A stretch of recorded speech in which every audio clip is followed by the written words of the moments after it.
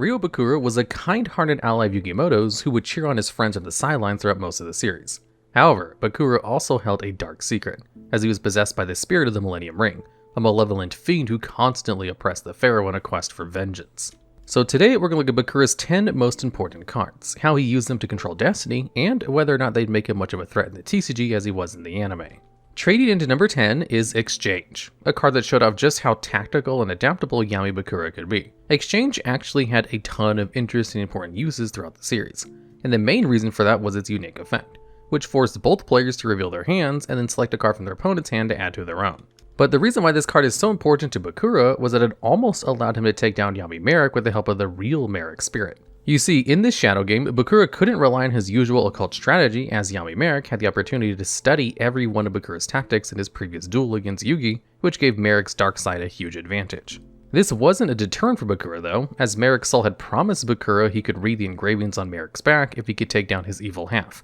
But rather than relying on his usual tricks to win the duel, Bakura instead altered his strategy to bring out enough tributes for an Egyptian god. The only issue was that Bakura didn't actually own an Egyptian god card. However, Bakura wasn't called the King of Thieves for no reason, as his new strategy was based around bringing the Winged Dragon Raw to Merrick's hand as quickly as possible so that Bakura could then still Raw with the effective exchange. The idea behind this move was genius, as not only did it allow Bakura to wield the power of Raw, it prevented Merrick from using his Egyptian god against him. Or at least it would have, because for as tactical as this move was, Merrick still wound up being the victor of the shadow game. And a big part of that was because of the card he'd taken from Bakura's exchange, Monster Reborn, which later allowed him to revive Ra from the graveyard and then use its point-to-point transfer ability to banish Bakura to the darkness with a one-turn kill.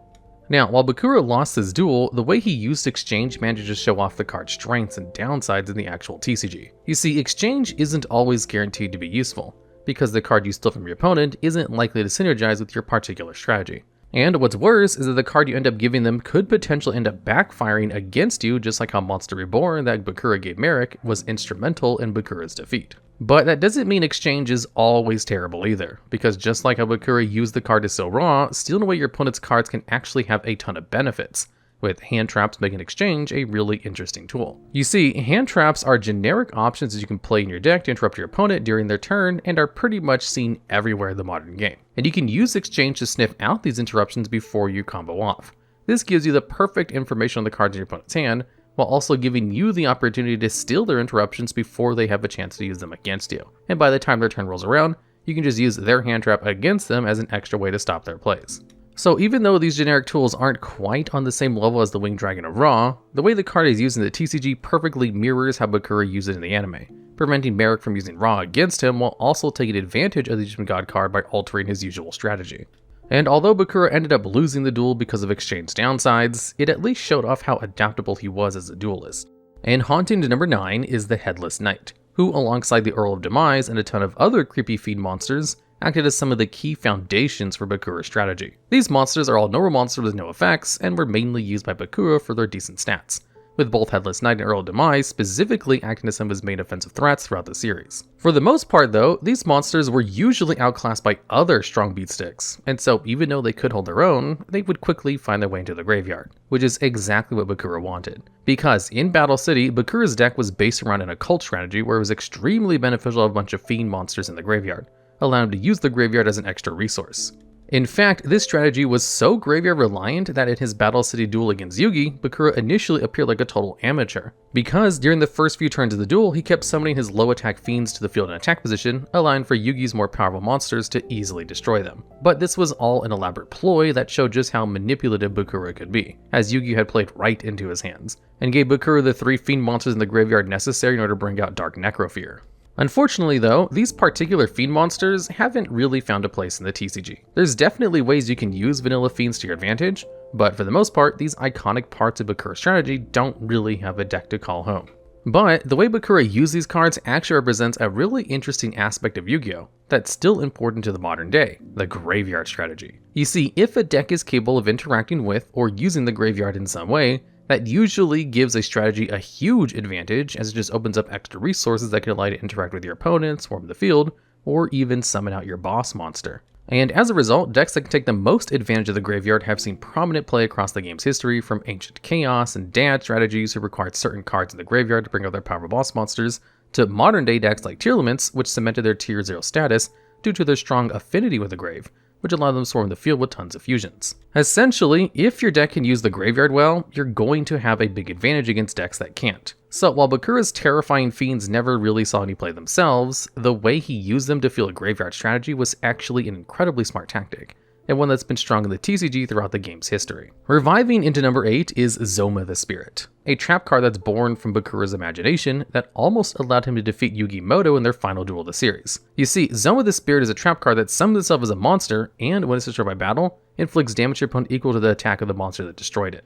Although this is the weaker TCG version of the card, Bakura's version of Zoma instead deals damage equal to double the attack of that monster. This made Zoma a deadly force in Bakura and Yugi's duel during the Pharaoh's memory arc, where the fate of the world was on the line. Because if Bakura had won this duel, he would have prevented Yugi and his friends from revealing the Pharaoh's true name, which was the only way they had left to reseal Zorc after Bakura had unleashed his darkness upon the world.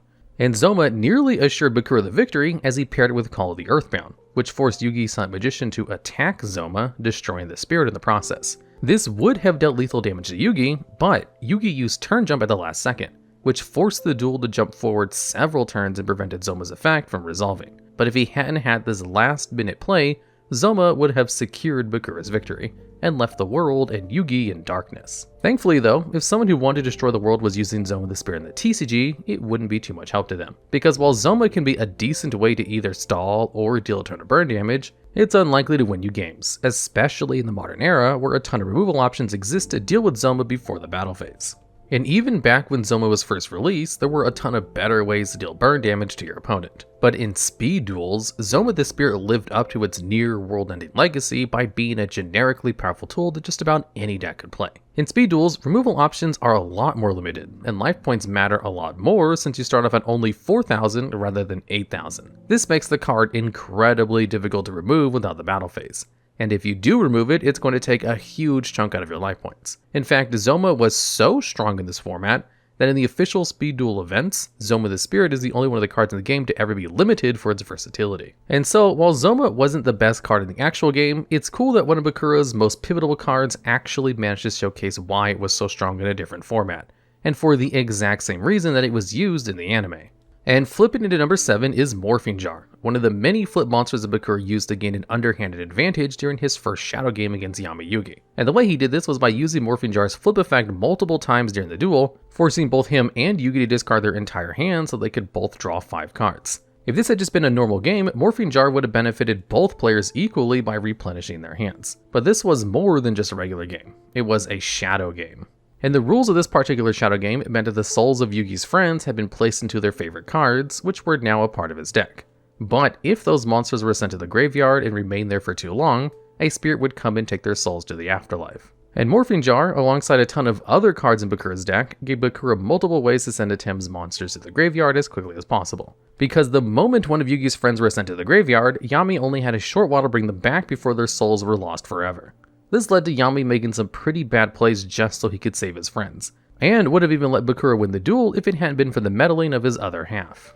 Now, Morphing Jar has seen a fair amount of competitive success in the TCG, so much so that it's actually one of the only flip monsters that's still on the Forbidden and Limited list, but for different reasons to why Bakura used it in his shadow game. You see, while there are strategies like Empty Jar that revolve around Morphing Jar's ability to deck an opponent out, filling up your opponent's graveyard is actually one of the major downsides of the card, as you can accidentally trigger some powerful graveyard effects. But even with this big downside, Morphing Jar saw a ton of success in the early days of the game, as replenishing your hand was a really strong effect that had the potential to be game-winning, as it gave you a whole host of new options you could use to strike back against your opponent. Now, your opponent did get the same benefit, but because you're aware of your own Morphing Jar being set, you could commit as many cards as possible from your hand to the field so you can get more advantage out of it than your opponent, with it having the potential to go +5 in terms of card advantage. Overall, the way Bakura uses this card is a lot different to how it's used in the actual game. But that makes a lot of sense given that he was using the card in an evil way to kill off the Pharaoh's friends. And you can even see the same in the TCG with the Empty Jar deck. But if you ever find yourself trapped in a shadow game in the TCG, it's better to rely on Morphing Jar to draw your cards rather than to deck out your opponent. And possessing into the number 6 spot is Dark Necrofear, one of Bakura's most iconic cards that acted as his ace monster during the Battle City arc. And it worked especially well with Bakura's occult strategy, as Dark Necrofear requires 3 fiend monsters to be banished from the graveyard in order to summon it. And if it's sent to the graveyard in some way, you get to trigger a powerful effect. but what graveyard effect gets activated will depend on the version of Necrofear being played. The TCG version of Necrofear activates during the end phase whenever it's destroyed by an opponent's card, and lets you target and take control of an opponent's face-up monster by equipping Necrofear from it from the graveyard, essentially possessing the monster. Although the anime version of this card is actually quite a lot simpler, as all it does is activate Dark Sanctuary from your hand, deck, or graveyard. This made Necrofear an excellent part of Bakura's new strategy, as not only was it a powerful monster in its own right, but if Bakura's opponent managed to defeat it, they were now locked under the power of Dark Sanctuary, which prevented them from attacking or else they'd risk losing life points. The manga version of the card had similar utility and was even more important in the graveyard than its anime counterpart, as its destruction was necessary to allow Bakura to activate Destiny Board. As a result, Necrofear became a core part of Bakura's deck in both the anime and manga, and was even willing to sacrifice both his monsters and his life points to bring it to the field. Unfortunately though, for as iconic as Necrofear was, it's never seen any real competitive success. The TCG version of the card is a lot stronger than its anime and manga counterparts, as it isn't relying on Dark Sanctuary or Destiny Board to make it useful, with its new graveyard effect being a pretty good way to steal an opponent's monster, especially during the early days of the game. But because there weren't that many amazing fiend monsters in classic Yu-Gi-Oh!, it was pretty difficult to build around Necrofear's summoning conditions, especially after Sangan was limited. And in the modern day, even with a plethora of strong fiend monsters to choose from, Necrofear is simply outclassed by other, better mind control cards that don't require a ton of graveyard setup to use. And that's honestly a huge shame, as Necrofear was one of Bakura's coolest monsters that lay at the heart of his occult strategy. But at the very least, it's cool that the TCG version of the card is still capable of possessing monsters, just in a different way to how it did so in the anime and manga. And watching over the number 5 spot is Dark Sanctuary, the next part of Bakura's occult strategy that he used in Battle City thanks to its excellent stalling capabilities. With Dark Sanctuary on the field, it's difficult for your opponent to declare an attack, because the moment they do, there's a chance that the Spirit of the Dark Sanctuary will negate the attack, also inflicting damage to them equal to half that monster's attack. Now, in the TCG, whether or not your monster is possessed is determined by a coin flip, but in the anime, Bakura secretly chooses a monster to be possessed each turn. But that's not the only strength of Dark Sanctuary, because it actually synergizes a ton with Bakura's Destiny Board. It allows you to bring the spirit message to the field without clogging up your spell and trap card zones, with the TCG version of the card letting you special summon the spirit monsters as unaffected monsters that can be attacked. The anime version of the card also increases your life points by half the attack of the monster that's possessed that attacked, but also comes with a couple of big downsides, as it requires tributing each of your end phases, and it can only be activated while Dark Necrofear is in your graveyard. Regardless of these downsides though, Bakura made excellent use of Dark Sanctuary in his Battle City duel against Yugi, because the moment Yugi managed to deal with Necrofear, Bakura immediately activated Dark Sanctuary. This put Yugi in an immensely difficult situation, because now every attack he declared was a risk that could potentially lose in the duel, especially because he had no way to tell which monster Bakura had possessed. This was already a huge threat by itself, but was especially strong with Bakura's Destiny Board, as not only did Dark Sanctuary give Bakura lots of extra time to try to finish Destiny Board's word, it also gave Bakura enough space to use his other spell and trap cards, like the Dark Door, a continuous spell that meant that Yugi could only attack with one monster per turn, making his choice even more impactful. And Dark Spirit of the Silent, which meant that even if Yugi made the right decision, Bakura could force his possessed monster to attack anyways. And these tools combined to create the ultimate stall strategy, and one that almost allowed Bakura to fully complete his Destiny Board, sealing the Pharaoh's fate forever. But as terrifying as his strategy was in the anime, Dark Sanctuary hasn't seen any real competitive success. It can definitely act as a competent way to either stop an opponent from attacking, or punishing them if they do, but there are just more better cards out there if you want to stop an overzealous opponent. And even though Dark Sanctuary itself has never really seen any play, the way Bakura used the card is exactly what makes Floodgates in the real game so strong. Restricting an opponent from acting can be incredibly powerful, and sometimes even game-winning by itself, as the right Floodgate can shut down an opponent's entire strategy. And if your deck can play without caring about the Floodgate, you have a huge advantage over your opponent. And that's shown us in the anime, because while Yugi was forced to no longer rely on his beat sticks, Bakura didn't have to worry about his own Dark Door, as he didn't need to attack in order to win. Now, usually, the best Floodgates are ones that negate effects, or limit what types of monsters your opponent can summon. But Floodgates that stop attacks, like Dark Sanctuary, have seen some minor success in some niche strategies like Runic, where stopping an opponent's attack can be pretty valuable to give you extra turns to draw even more cards off of Runic Fountain. Overall though, while it definitely is unfortunate that this icon of Battle City hasn't really seen any play in the TCG, it's pretty cool that, even back then, Bakura showed us the potential power that Floodgates could have, and just how evil they truly were. And spelling the doom at number 4 is the final part of Bakura's occult strategy, Destiny Board. Destiny Board works the same exact way in both the anime and TCG, with the only minor difference being that in the manga, it requires Dark Necrofear to be in the graveyard. But no matter the version, Destiny Board allows you to place a spirit message on the field to your spell and trap card zone during each of your opponent's end phases. And if you manage to finish Destiny Board's word, you win the duel. In the TCG and English dub, the word you're trying to spell out is final, but in the OCG, manga, and Japanese anime, the word you're spelling out is death. This was the most frightening part of Bakura's occult strategy, as it gave him an alternative win condition that meant he didn't need to rely on attack and defense values to win his duel against Yugi, as instead all he had to do was wait, and watch his opponent struggle for a solution for Bakura's Floodgate as he slowly spelled out Destiny Board's final word. It was nearly the perfect strategy, as Yugi had almost no way to deal with both Bakura's Floodgates and his Destiny Board, which was only one letter away from being complete. But because he luckily managed to draw Slife of the Sky Dragon, Yugi reduced Bakura's life points to 0 as the Spirit of the Dark Sanctuary was incapable of possessing an Egyptian god. But if Yugi had drawn any other card, Bakura would have assured his victory over the Pharaoh with the final letter of the Destiny Board, winning both a Millennium Puzzle and Slifer from Yugi.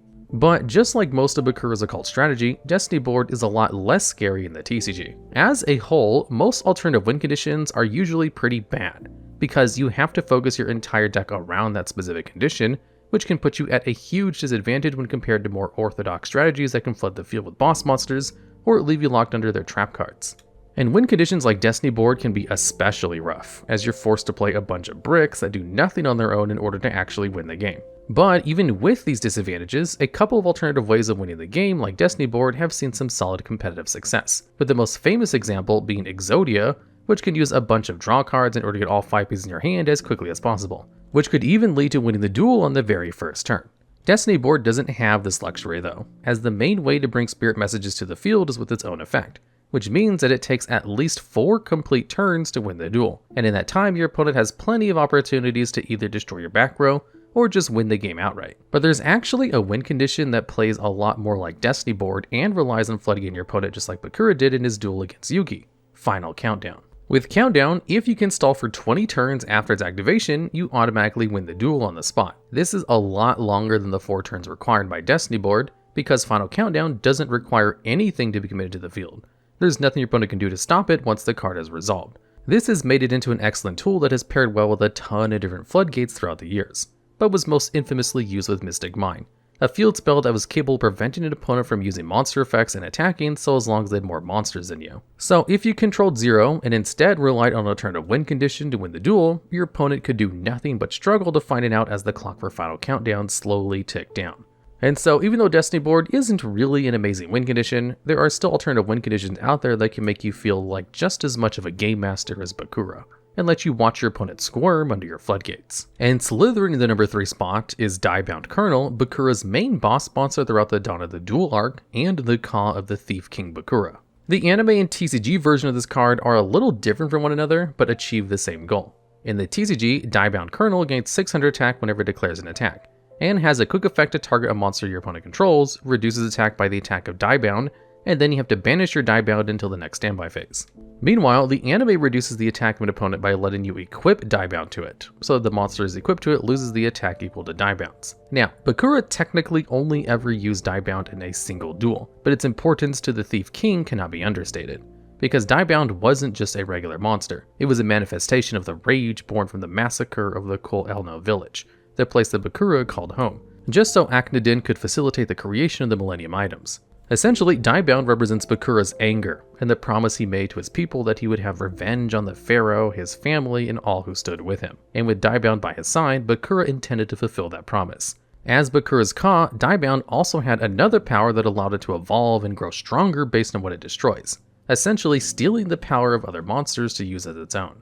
This led to one of Bakura's most genius moves of the series, because during his duel against Kaiba, after Diabound had managed to destroy Blue Eyes in battle thanks to the effect of Mirror Tablet, Bakura simply quit without finishing the duel. This was an incredibly strange move, especially from such a strong duelist like Bakura, but the reason why he had walked away is because he'd already gotten everything he needed from his duel. Because after entering the world of the Pharaoh's memories, Bakura's Diabound was suddenly a lot stronger. This allowed for Bakura to challenge the Pharaoh and the High Priestess head on, where the representation of his rage powered through every one of their attacks, until the Pharaoh managed to summon an Obelisk the Tormentor. But even against an Egyptian god, Diabound held its own, and it's all thanks to Bakura's careful planning. Because when Obelisk attacked, Bakura then countered by using the power of his Diabound that had absorbed the Kaiba's Blue Eyes White Dragon, unleashing its burst stream of destruction and allowing for Bakura to escape. And from there on, throughout the final Shadow game, Diabound grew stronger and stronger the more victories it obtained, becoming an almost unstoppable force that even managed to absorb Slifer the Sky Dragon's Thunder Force attack. As a card though, Diabound Kernel leaves a lot to be desired. In the TCG, Diabound doesn't have any kind of effect to copy the abilities of an opponent's monster, and so its only benefit as a card was its stat manipulation. This would be an okay tool back in the early days of the game, but Diabound Kernel was released in 2017, long after the point where stat modifiers were genuinely viable.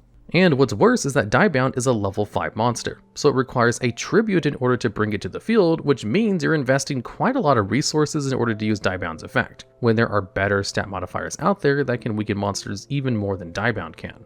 Or you could instead just use a card that removes an opponent's monster from the field entirely without needing to worry about the battle phase. So for as powerful as Diabound was made out to be in the anime, the TCG version of the card doesn't live up to its anime status at all. And while you could use it to weaken monsters like Bakura did in his duel against Kaiba, it's never going to have the same potential as Bakura's Ka did.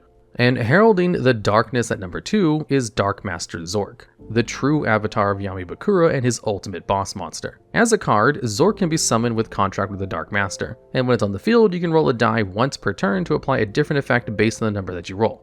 If you roll a 1 or 2, you get to activate Zorc Inferno, wiping your opponent's field of monsters. If you roll a 3, 4, or 5, you get to activate Dark Catastrophe to instantly destroy one monster your opponent controls. But if you roll a 6, Zorc's attack will backfire, causing all monsters you control, including Zorc, to be destroyed. Despite being such a notable aspect of Bakura, he never actually used Zorc in a game of duel monsters, but Zorc still had 2 incredibly important appearances throughout the series. The first instance of Zorc came up in the Monster World arc of the manga, and is actually the version of Zorc that inspired this card. You see, this version of Zorc was actually Yami Bakura's avatar in the Monster World RPG, Bakura's favorite game that he would play with the rest of his friends. But Yami Bakura had turned Monster World into a shadow game, and so whenever his friends lost, their souls were trapped within their miniatures.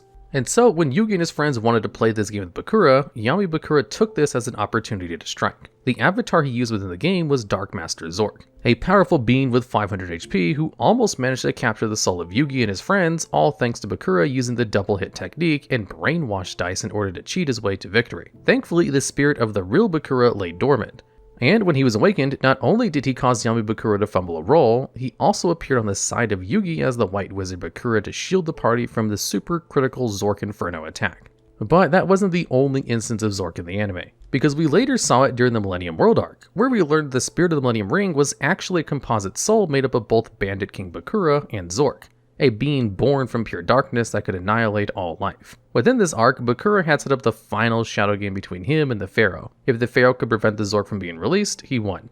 But if Bakura managed to release Zorc and defeat the Pharaoh, he would win and the entire world would be plunged into darkness.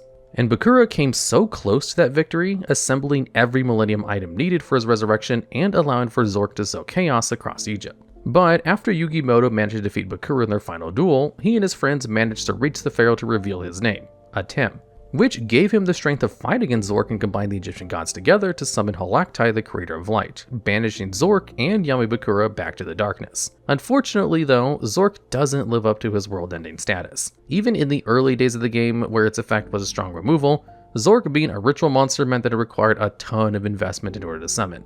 And even if you did manage to bring it out, there was a chance that Zorc could end up blowing up in your face just like the Monster World RPG. And as a result, the only decks that really used Zorc were janky chaos strategies that use Senju and Manju as good light monsters that could be used as graveyard fodder for cards like Chaos Sorcerer. What's worse for Zorc is that it was even power crept incredibly early on, as if you wanted to invest the resources into a ritual monster, you could have a guaranteed field wipe and demise, or if you wanted to roll a dice, you could just play Snipe Hunter as a great removal option.